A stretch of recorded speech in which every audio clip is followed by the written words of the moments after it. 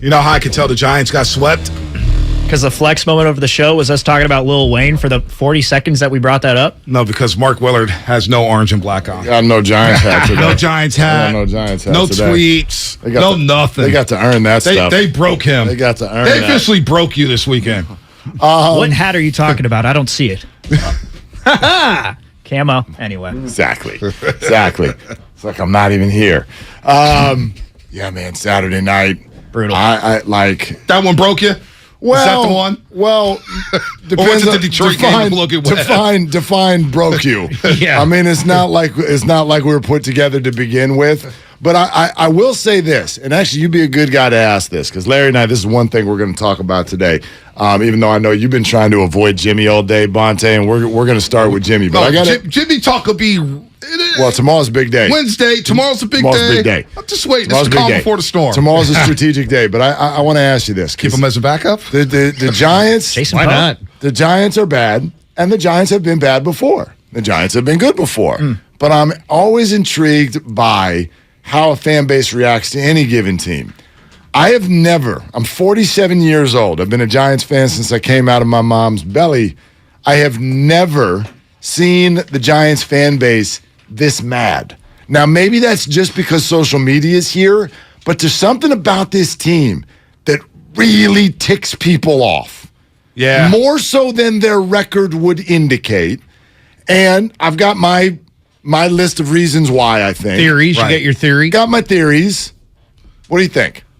Well, I'm trying to think back to when I was mad about the Giants in like late 90s as a teenager because they hadn't won a World Series yet, right? Right. They gotten close to 93. I was 11 years old. I remember going through that whole ride.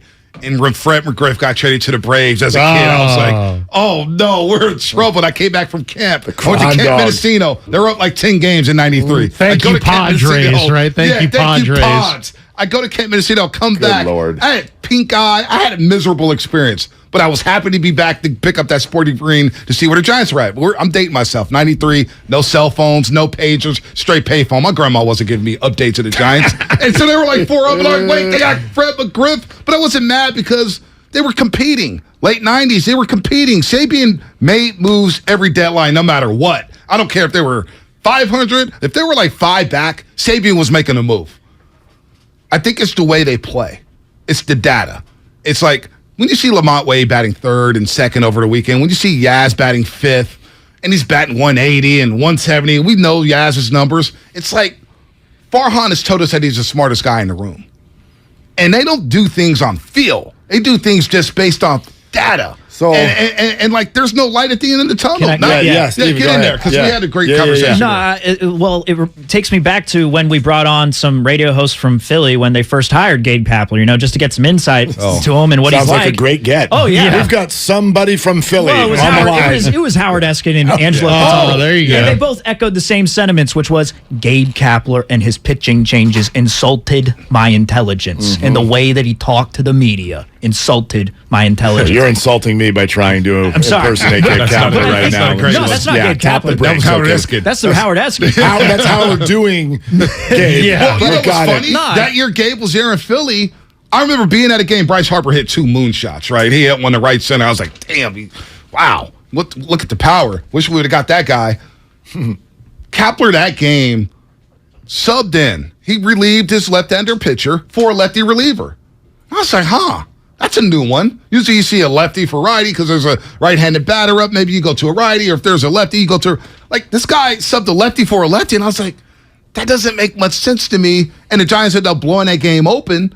And then we hired him. I was like, oh, boy, I don't know about this one. It's just too data-driven, and we don't know who's really running the show. So let me extend that thought, because I definitely think you're onto something, number one. But the funny thing is last year a lot of stuff didn't make sense on paper. They win 107 games, and everyone goes, oh, like maybe we should open our mind to a new way of thinking about everything. Yeah. Here's the problem. It's not so much that they're too data-driven, because maybe that can work. A lot of baseball teams are doing it. And again, it works last year.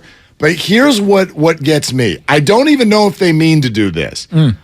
But when this front office and this manager, when they speak to you, They make you feel like they're telling you. That's exactly we are super smart and you aren't. You're smarter than That's you. how They're 3 steps ahead of everybody. Which is fine if you win 107. Because let's be honest, you're running the Giants, we're not. You probably do know more about baseball than we do.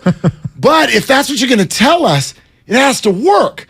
If it looks like this, where you can't catch, you can't throw, you can't hit, and you can't pitch, and everybody you bring in from the bullpen has a gas can in his hand, well, now you can't continue to make it sound like, you guys all don't know what you're talking about. We're really smart. Just watch this. Right. Well, now you're 4 games under 500. You can't.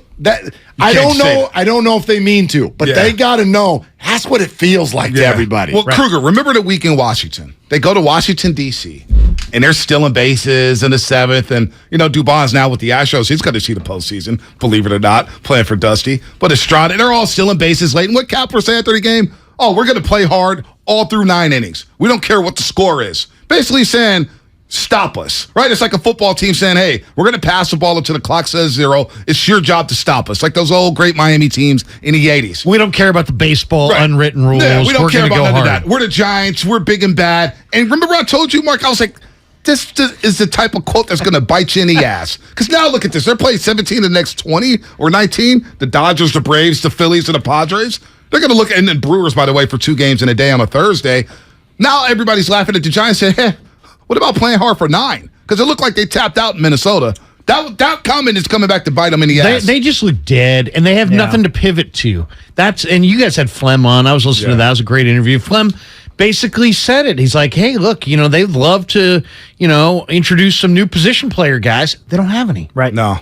They don't have any. They don't have anything. So that's really the problem. So my beef is probably more with Farhan than Gabe. Yeah. But I just like Farhan more than Gabe. Gabe seems prickly and difficult and like really, how dare you question me? Dude, you've been 500 more times than you've been above 500.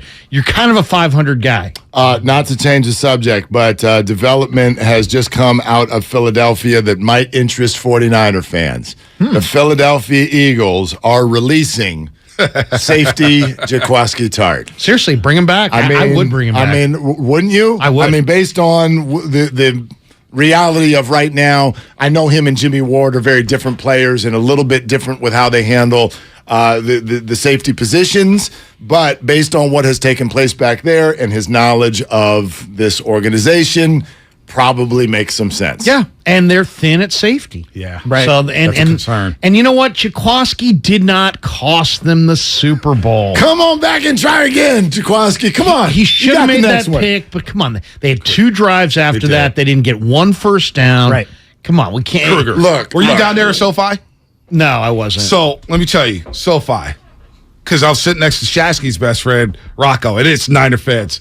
And right before when the Niners punted, we're like, why are you punting? Just go for it. What the hell are we doing? They punted.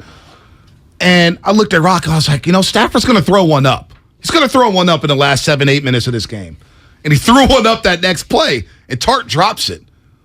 The emotion of the fan base went out that day. I agree with you. It didn't cost him the Super Bowl, but it felt like, this is not going to be the 49ers. They would have gotten the ball at their own 35. The offensive line forgot how to block after that. They did. And who knows, though, the one thing I would say to go against what I just said was that the 49ers at that point, once the Niners got the ball back in those last 2 drives, they were down on the scoreboard, right? So they were going to have a hard time coming back against that fierce rush. But they left Jaquiski Tart on their big old little Jumbotron down there at SoFi Stadium. They left him on the screen with his hands over his head.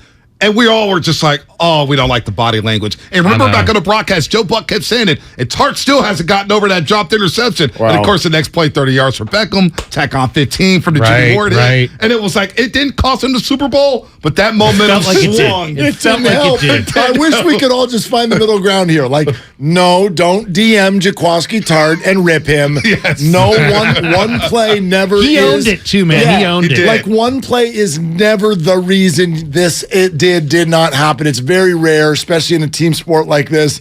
But Didn't help. Didn't help. Absolutely would have played and a also, big role had he caught the ball. They just brought in the guy Gibson the other day. Yeah. He's got 27 career picks. Yeah. Clearly, they're emphasizing ball production, interception, Got a big ear in production back in the day. But I think Tart probably would help him out because they're pretty thin. Yeah, something in the next 4 weeks when Jimmy Ward's out. But Jimmy Ward and Jaquiski Tart work so well together. I wonder if that would have anything, play into Hufanga's role when Jimmy Ward comes back.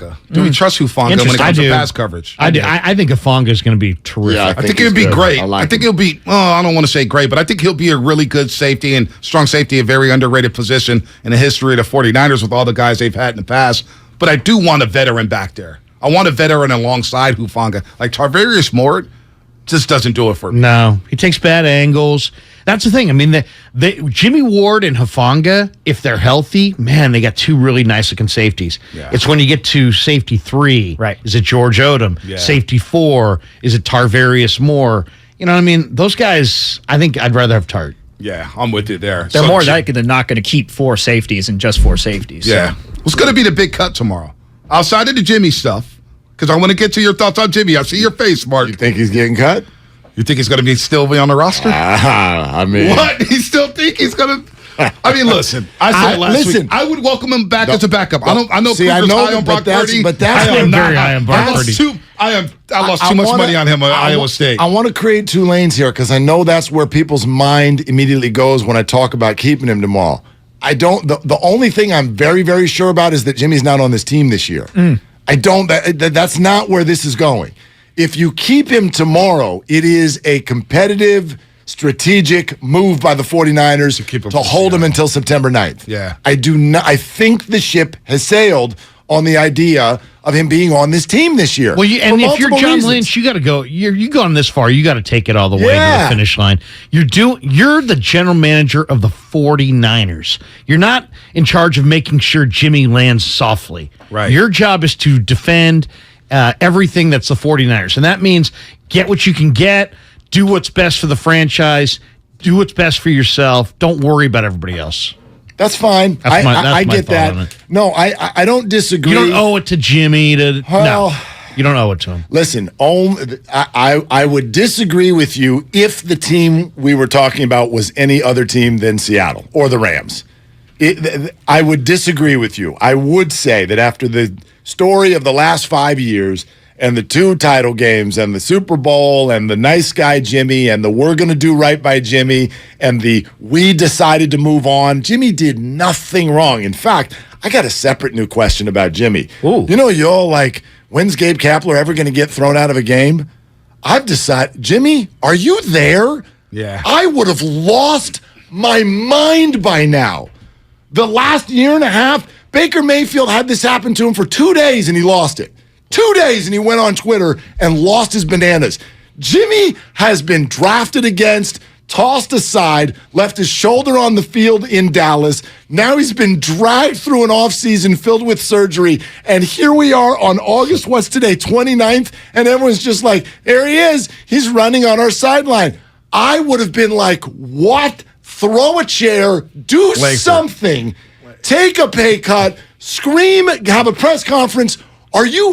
Mark. Whoa. Are you there, dude? Mark, you're on this fire. is your career. You're Maybe on he doesn't fire. care. This is Maybe your he's like, life. hey, you know what? You're I'm on getting fire. paid This either way. is your life. You're on Where fire. are you? You're on fire right now, Mark. Because Unbelievable. it reminds me, Langford, Shasky and I have had this conversation many a times. Oh. When Kyle Shanahan was discussing Kirk Cousins during Super Bowl 54 week, media week and all that stuff, and he's talking about Kirk Cousins. I was like, Jimmy, just say something. You got to defend yourself at some point. Are you cool with them telling you, hey, you know what, Jimmy? We know you helped us get to the Super Bowl, but we're going to go talk to Tom Brady. You cool with that? Cool. We're just going to let you know we're talking to Tom. He should have been lost it. You're absolutely right. Should have happened 2 years ago. You have 2 former teammates go on podcasts and say that he was a B word with the way that he handled himself in New England. That's right. Yeah, Martellus. Yeah, Martellus, and Edelman. Julian Edelman, who he goes to the Kentucky Derby with and watches and bets on horses with. Look, Yeah, Look, he's kind of right. yeah. I don't have anything else. Yeah. Like, where is he? I would have been lost. You're right about that. I would have been lost. Crazy. I would have been lost. And look. I mean, some people are cut that way and others aren't, and that's fine. But I don't know, man. You're a $25 million starting quarterback in the National Football League, and you have allowed the world to basically run with a narrative of, you know what, this league just doesn't even want you, which is bananas. Nobody wants the contract. Right. I think not everybody, a lot of teams. I would say maybe a dozen teams would bid for him if there was no contract. So Jimmy has a hand in that. Right. Jimmy could have moved There are that people. deal. Sims is talking about 2 months renegotiating, ago. staying with the Niners. Yeah, I see. I think, boy, I wonder if that's a thing. Because Sudfeld and Brock Purdy show me nothing. If Trey goes down, I'm like, oh, boy, season. We're going to feel like 2018. When Jimmy went down to Kansas City, we all thought, boy, season's over. Nobody believed in Nick Mullins and C.J. Beathard. If you did, you're selling yourself. You're drinking the Kool-Aid, right? I got a question about how we got here. Because if Jimmy told the 49ers, straight up, I am not taking $1 off of that contract, well, then that's why we're here. There's no way. What's his record as a starter? 31 and 14. 33 and 31 and 31 and 14. This is the National Football League, and it's the most important position in all of sports. That's not his. That whole quarterback record But thing. Larry, When I heard Kirk Herbstreit said Jimmy led the 49ers to the Super Bowl, Yeah, that was a joke. I almost died right there. I was like, what? I know it triggers people to use the word led. By the way, but Herbstreit come on. belongs to college. Okay. Seriously. He belongs Fair. to college. Al Michaels was getting annoyed. Yeah, Fair. he's not an NFL broadcaster. But you guys know, yes, there are idiosyncrasies of it, but you also know how hard it is to win as a quarterback in the NFL over a 5-year period. To say that, no, like, doesn't have a job in the NFL, and he's allowed the conversation to go there, and I fully believe he has to have had a hand in it. Mark, because let me if ask he you would this, change though. his contract, he'd be on a team right now. Mark, let me ask you this, though. He'd be on a team. Think about that, though. And I agree with you. I think Jimmy should have snapped. But think about the perception of Baker Mayfield when he did snap. Oh, this little baby. He's not a leader. This crybaby. He's not a leader, all that stuff. Jimmy snaps, he's getting roasted. So perception is a lot today. There's a lot of things. I don't agree. I don't agree. Baker got that because Baker has shown that at every stage of his career multiple times, and it had been 48 hours. Baker, by the way, looks Jimmy- freaking great right now. I know. Well, in the preseason, but you're right. I think Baker's a good player. Baker not bad. But Jimmy, this has been a year and a half of you just being unappreciated. Just whatever, dude. Like, we're drafting your replacement. Go play for us. We're going to hold you to the buzzer. Like, and he just stays You know what? totally silent. It's crazy. Let me add to that. I think Jimmy has, he's been underappreciated, no doubt about it. He's also been used as a scapegoat because the Niners have made multiple mistakes at the quarterback position. You're going to tell me you passed up Deshaun Watson, and we know who Deshaun Watson is now, but at the time, you passed up Deshaun Watson and Mahomes. And I was higher on Mahomes because I Big 12 football, I didn't know. But for Hoyer and C.J. Beathard. C.J. Beathard in the third round. The idea was Cousins, right? Yeah. And So you made that mistake. Then you pass up Brady saying, we looked at the film. He was marginally better than Jimmy Garoppolo. Now I was on team keep Jimmy. I was no doubt because Brady didn't look good that last Jimmy year. had a He was better old. year. He was Jimmy- old. And Jimmy had a better year. How does Brady look behind that 2020 offensive line of the 49ers? And that receiving core. He's probably hurt. How does Brady's face look today? But Jimmy, in a way, has been used as a scapegoat for the mistakes they've made at the quarterback position from their first ever draft. You took Solomon Thomas, and you passed up on 2 generational quarterbacks. But he's also kind of one of the luckiest guys of all time. I mean, we all saw the Packer game. He threw 2 pick sixes in the second half of that game, and the Packers dropped them both. Yeah. So I mean, we're kind of evaluating the result as opposed to the play itself. He didn't outplay Aaron Rodgers. Rodgers outplayed him. No. Rodgers didn't play great either, and I will forever give him credit for the fact that in those playoffs he was hurt. He was very, very hurt, as we know. He ended up needing surgery. I was in Dallas at Jerry's World. I was at that hurt stadium in the second half. where he almost I don't care if he was hurt. He missed simple throws. Right, but he looked great. And he threw a key pick in that game. But Bonte, a terrible pick. But you can draw a line as to when he started looking bad. He got them into the playoffs with a brilliant Week 18 performance. He looked bad against the Chiefs in the bowl. He goes, that's 5 years ago or 4 years ago. In the first half of Dallas, you were there. Did he look good or did he not look good? He looked good in the first half. They ran the hell out of the ball. They ran the hell out of the ball. He made some nice throws. And then he got hurt. And then he looked ridiculous the rest of the playoffs. Well, I mean, to me, again, he's never been great. He's never been great. But to say he's the luckiest guy ever feels to me like the people who call last year a fluke with the Giants. Once you step between those white lines. Were those pick sixes? They were pick sixes. They were six. And once you step on the field, Larry, they weren't. There's no excuse about being injured. Debo was hurt. Trent Williams couldn't even walk. Yeah, I mean, at that the point, tunnel couldn't even walk. Yeah, I agree Everybody's with Fonte hurt. on that too. Yeah, everybody's hurt. He missed George Kittle on the third offensive snap for the Niners, wide open. That stadium was humming. How about the juice pass down the sidelines? It's just wide open. Oh, Tennessee? Everybody's hurt. In Dallas, Tennessee, too. I mean, multiple games. I don't even want this conversation to go where it's been 1,000 times already. Right. And everybody's hurt, to me, applies differently when you're talking about a quarterback in his arm and his hand. But that all said, wherever he's been, he's good enough to be on a team right now, and there have got to be some really funky reasons as to why he's not, and I'm starting to look at him and Don Yee and the way they've played this, because this doesn't make any sense. It doesn't even make Jets would rather have Flacco. These teams would rather have the players Commanders that would rather have good. Carson Wentz, to the point where now local reporters are looking at him going, your accuracy stinks in games where there aren't even any defenders on the field. Like, what's going on? You'd pick.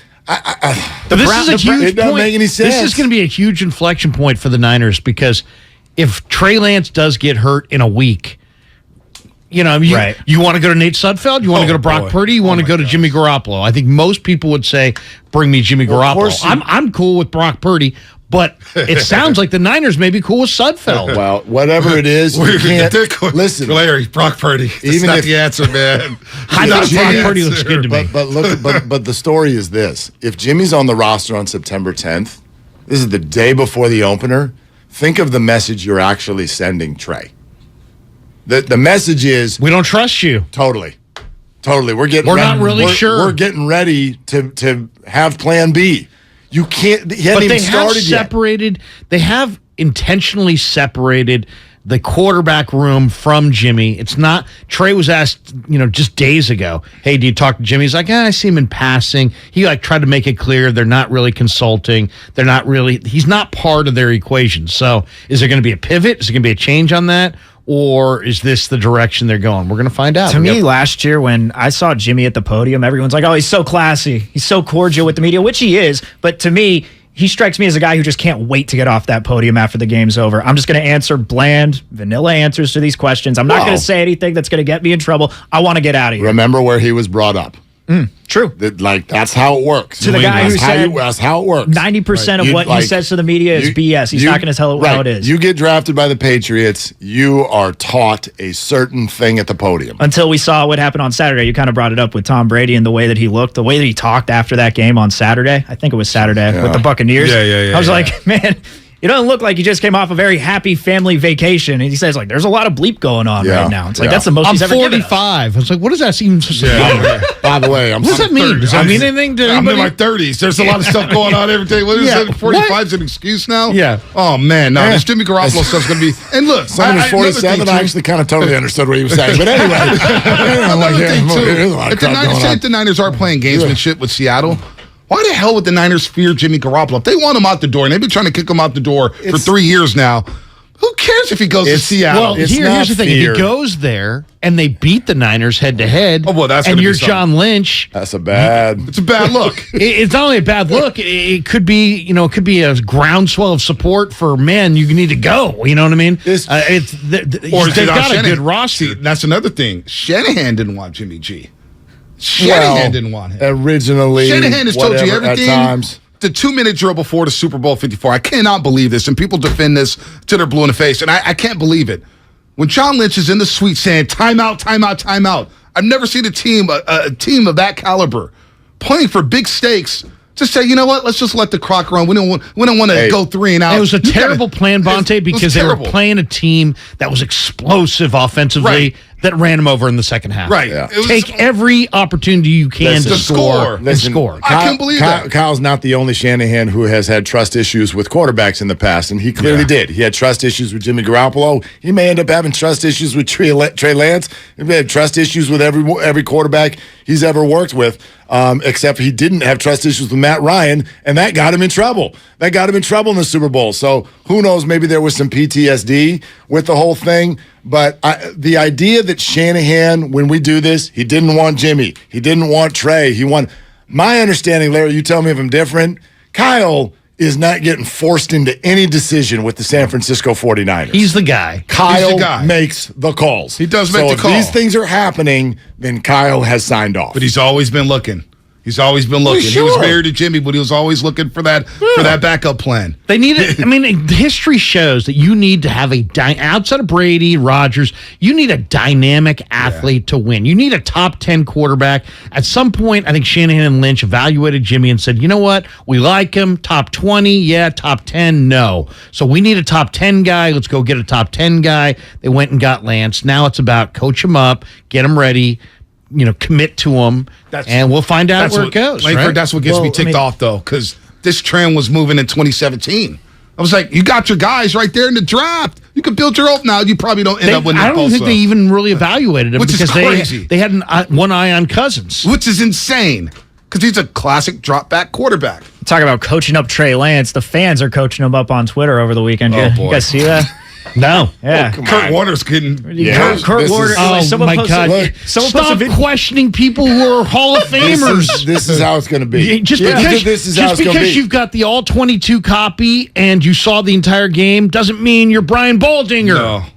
Like when we had But Jerry that's- Rice on, I was going to say, Jerry, I don't know if you're right about the wide receivers. You don't really know much about wide receiver play. Yeah, exactly. Yeah, but this is what we do. Like, to flash back to what we started talking about 20 minutes ago, we're over here screaming at the manager of the year, calling him an idiot. Right. So, I mean, like, look, just get ready. I mean- this is what life is going to be like on Twitter every year, but especially in a story like this. You have been given, this is a flagship NFL organization. They made the biggest trade in the history of the organization. They brought in a guy for a year and a half. We've not really been able to see him play. It is all eyes on every play, and he's going to be good or bad based on the most recent play. Yeah, but Just I get don't ready want to for see it. guys who never played, never coached, never scouted, never did anything, just were an intern for a newspaper, and now they've got the 22 copy and they can roll it back and forth, and suddenly they're talking mechanics and foot placement and elbow.